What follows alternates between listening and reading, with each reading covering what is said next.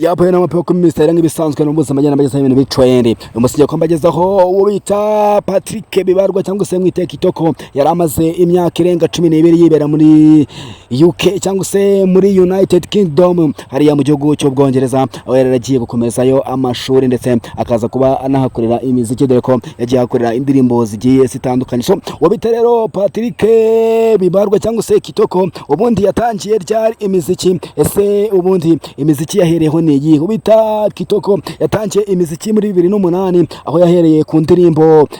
ikiragi akaza kuri indirimbo bita ifaranga, akaba ari imwe mu ndirimbo zagiye zirushaho kumenyekanisha cyane ndetse mu Rwanda ndetse no hanze y'u Rwanda. So muri 2010 ubita KITOKO Bibarwa yaje gukora amateka, aza gukora amahiti menshi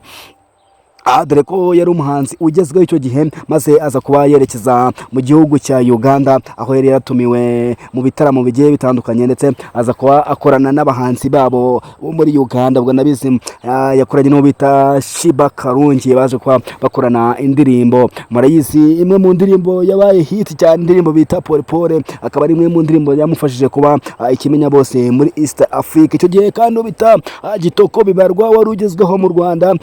kugira ngo uburyo KITOKO yarakunzwe, nago KITOKO nubwo yakoreraga imiziki ye mu Rwanda nago yigeze yitabira icyo bita Primus Guma Guma, dore yuko ryari rimwe mu marushanwa yaragezweho icyo gihe mu Rwanda, ariko bidakwiye ko yatwaye ibihembo bibiri bya Salax Award mu cyo bita Best Afrobeat nk'umuhanzi wari ugezweho icyo gihe mu Rwanda. Icyo gihe kandi ubita KITOKO Bibarwa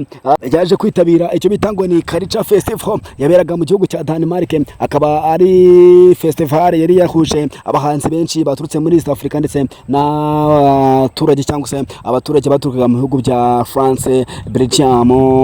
United States of America ndetse n'ibindi bihugu bitandukanye, bose bakaba bari bahuriye muri Denmark. So bitaro KITOKO wari ugezweho icyo gihe mu Rwanda ne bakiye asa nkaho ahagarariye u Rwanda ndetse aza kuba akoramo performance nziza cyane yaje kuba imuhindurira amateka. So ubita rero KITOKO Bibarwa kandi muri 2012 yaje kuba akora ikintu kidasanzwe, dore yuko yaje kuba atumirwa mu birori byo kwizihiza isabukuru y'umukobwa wa His Excellency Paul Kagame ubita Ange Kagame. Icyo gihe wari wujuje imyaka, maze ubita KITOKO aza kuba amuririmbira ndetse aza kuba atumira nk'umwe mu bahanzi baririmbye muri icyo gitaramo. So ubita rero KITOKO kandi muri 2013 yaje guhagarika icyo bita imisiki, maze aza kuba yerekeza mu Bwongereza, dore ko ariho yaragiye gukomereza ibijyanye n'amashuri ye, nubwo yajyaga anyuzamo akagenda asohora n'indirimbo zimwe na zimwe zagiye zimenyekana cyane. Ubita rero KITOKO nyuma y'imyaka 12 yagarutse mu Rwanda. Ese ni ibiki bimuzanye mu Rwanda? Ese yagiye gukomeza ko ari imiseke cyangwa se ari ibindi bintu agiye kugenda yikorera? So icyo nshaka kukubwira kandi nuko ubita KITOKO Bibarwa amaze kuba ashyira hanze indi ndirimbo shyashya, indirimbo imaze gitonya cyane isohotse, akaba ari indirimbo bita Eva, nubwo nawe yagiye atinda cyane. Gusa nanone KITOKO ikindi kintu wamenyaho nuko ni umwe mu bahanzi batajya bapfa gushyira amakuru ye hanze cyangwa se abaho icyo bita private life, n'ubuzima bwe butajya bupfa kugenda bumenyekana, dore yuko bigeze kumuvuga mu rukundo n'abakobwa batandukanye, ariko ubwo yari mu kiganiro na radio ya mbere mu Rwanda ikomeye y'imyidagaduro bayita Kiss FM, yaje kuba ababwira yuko ngo ibintu by'inkundo bagenda muvugamo byose ari ibihuha, kandi nawe avuga yuko ngo rero ibyo byose byatumye ubita KITOKO Bibarwa agenda arushaho gukundwa ndetse akundwa n'abantu benshi mu ngeri nyinshi zitandukanye, gusa bitewe n'amahiti yari yarakoze. Ubita Bibarwa kandi yari yarakoze indirimbo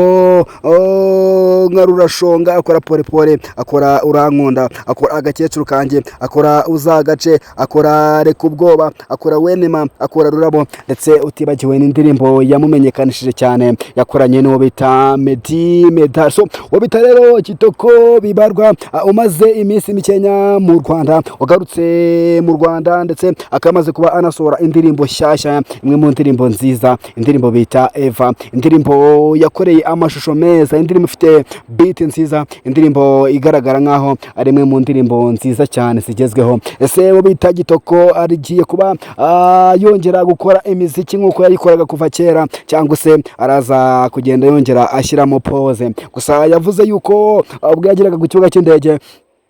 yaje kuba atangaza yuko agiye kongera gukora imiziki, ndetse aza kubavuga yuko aje mu Rwanda burundu, atazasubira mu gihugu cy'Ubwongereza, dore yuko mu myaka 12 yari ahamaze muri 2022 yaje kuba ahakura icyo bita masters. Sibyo gusa kandi kuko bita Kitoko bibarwa yagiye akora indirimbo nyinshi zamenyekanishije, nk'indirimbo yakoreye umukuru w'igihugu His Excellency Paul Kagame, indirimbo bita ngo ni Thank You Kagame, zimwe mu ndirimbo yagiye cyane ikundwa cyane muri campaign, haba muri campaign ya 2017 ndetse no mu matora aheruka, akaba ari indirimbo igenda yifashishwa ahantu henshi, yakozwe no bita Kitoko bibarwa, igaragaza itaka cyangwa se ivuga ibigwi by'umukuru w'igihugu yagiye ageza ku gihugu cyacu cy'u Rwanda, akaba ari n'imwe mu ndirimbo zatumye bita Kitoko bibarwa agenda amenyekana cyane. So wabita kandi Kitoko yagiye akora n'izindi ndirimbo ziri international, n'indirimbo yakoranye n'umugande bita Pole Pole, akaba ari mu ndirimbo nayo yagiye umumenyekanisha. So navuga byinshi kuri Kitoko, namuvugaho byinshi, ni legend, ni hitmaker w'indirimbo nyinshi, ni superman, ni vocalist, umuhanzi akaba n'umwanditsi w'indirimbo. U Rwanda rufite icyamamare, ikirangirire mu gukundwa n'abantu benshi, ariko nanone akagira icyo bita private life ye, nta muntu ukunda kumenya ibye, abahatuje naga abantu benshi bamuzi ibintu byinshi, dore yuko anatangaje yuko we ku giti cye nagagira inshuti magara, avuga yuko niyo mpamvu ubona ibintu bye biri private, nago ahinda, nago asahinda, ni umuhanzi w'icyamamare. So wowe nimba kuko ukunda ibyo nkugezaho, kora subscribe kugira ngo ujye ubasha kubana nanjye umunsi ku munsi. I love you my people.